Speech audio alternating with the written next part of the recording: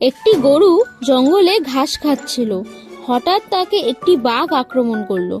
গরুটি অনেকক্ষণ দৌড়ানোর পর উপায় না পেয়ে পুকুরে ঝাঁপ দিল। গরুর পেছন পেছন বাঘটিও ঝাঁপ দিল। বাঘ ও গরু জলে গলা পর্যন্ত আটকে গেল। বাঘ রেগেমেগে বলল, কি রে হারামির পুত, তুই আর লাফ দেওয়ার জায়গা পেলি না?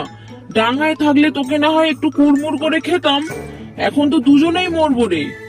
গরু হেসে বলে, তোমার কি মালিক আছে? বাঘ রেগে বলে, বেটা, আমি হলাম বনের রাজা, আমার আবার মালিক কে রে? আমি নিজেই তো বনের মালিক।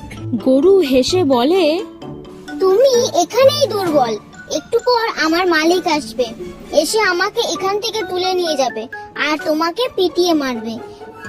বাঘ বড় বড় চোখ করে তাকিয়ে রইল।